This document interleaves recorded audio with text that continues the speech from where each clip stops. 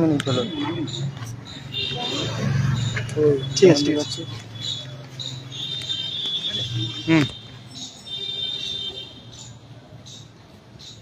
আজকে আমরা পূর্ব বর্ধমান জেলার প্রাথমিক বিদ্যালয় শিক্ষা সংসদে এসেছিলাম ডেপুটেশন কর্মসূচির জন্য।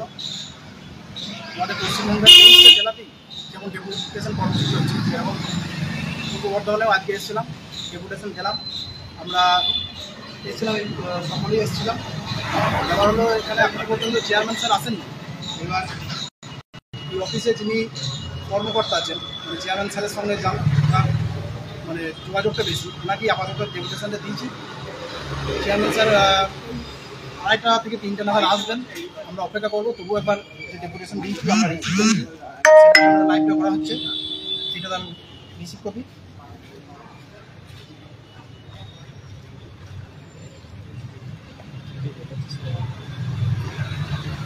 এবার কিছু পজিটিভ বার্তা, কিছু নেগেটিভ বার্তা এখানে পাওয়া গেছে আপাতত পূর্ব বর্ধমান জেলা থেকে।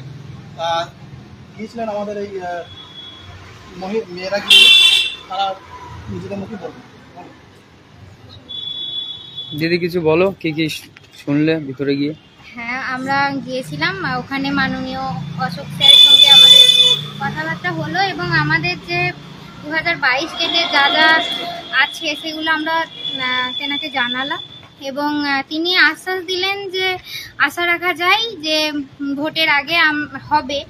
আমরা সেই আশ্বাস নিয়েই ফিরলাম, কিন্তু আমাদের আসল লক্ষ্য ছিল যে আমরা চেয়ারম্যান সাহেবের সঙ্গে দেখা করব এবং আমাদের যে যা যা দাবিগুলি রয়েছে ওনার সামনেই তুলে ধরবো।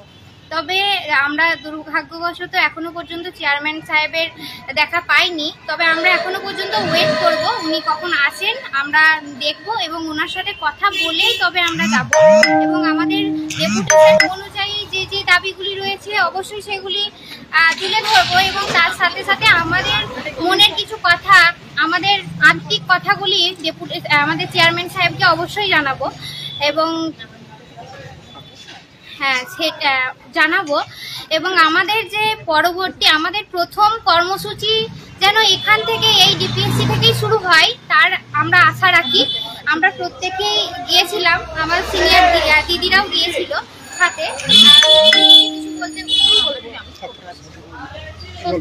আপনি কিছু বলুন ম্যাডাম, আপনি কিছু বলুন, ভিতরে কি বললো, কি শুনলেন? ভিতরে তো আমরা পজিটিভ নেগেটিভ সবই শুনেছি। তো একটা কথাই যেটা মনে হলো যে 26-এর আগে সম্ভাবনা আছে, কিন্তু আমাদের আগামীতে যেসব কর্মসূচি জমায়েতটা কিন্তু সব থেকে বড় ফ্যাক্টর, যেটা মানে বলতে গেলে হয়ই না।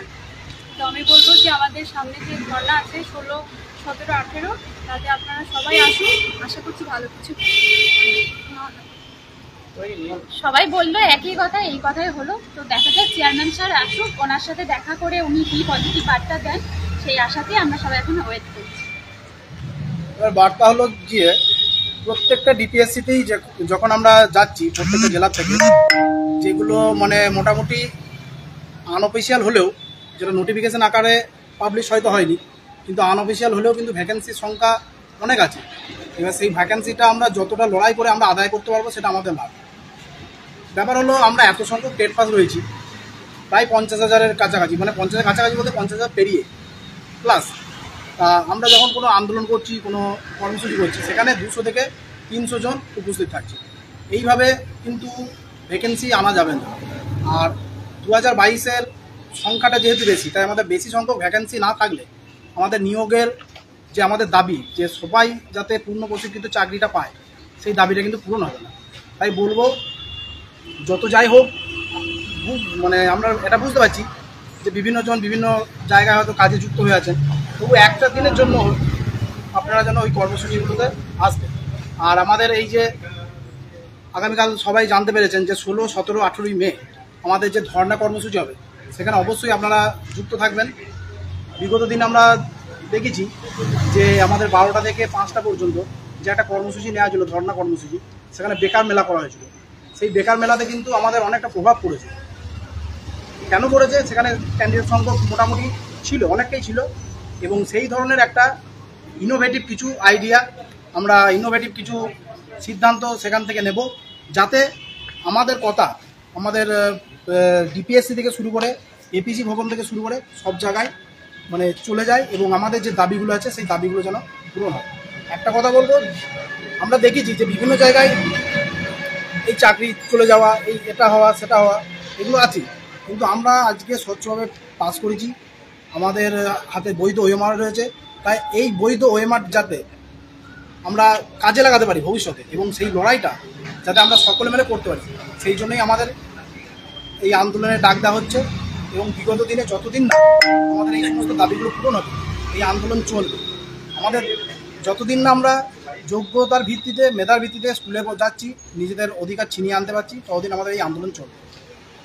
বলো এবার আর কার কি বলা চলবে, বলো দিদি কিছু বলবে?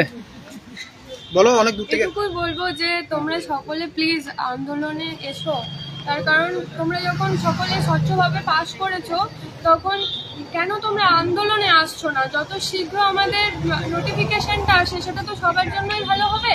এবং আমাদের এখানে স্যার যেটা বললেন যে নোটিফিকেশন নিশ্চয়ই আসবে 26-এর আগে, সবাই আশাবাদী থেকো, কিন্তু তার সাথে আন্দোলনটা কিন্তু এসো, তার কারণ আমরা দেখো সকলে এসেছি, তোমরাও সকলে একসাথে এসো।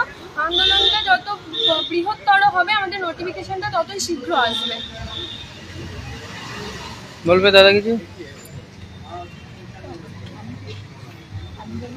কেটে দাও।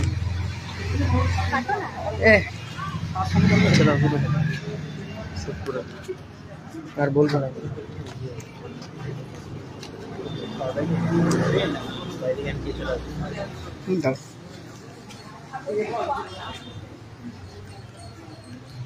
সকলকে বলবো ভালো থাকবেন, আমাদের যে আগামী দিয়ে কর্মসূচিটা রয়েছে সেখানে সকলে অংশগ্রহণ করুন। এই বলে লাইভটা আজকে এখানেই সমাপ্ত করা হলো।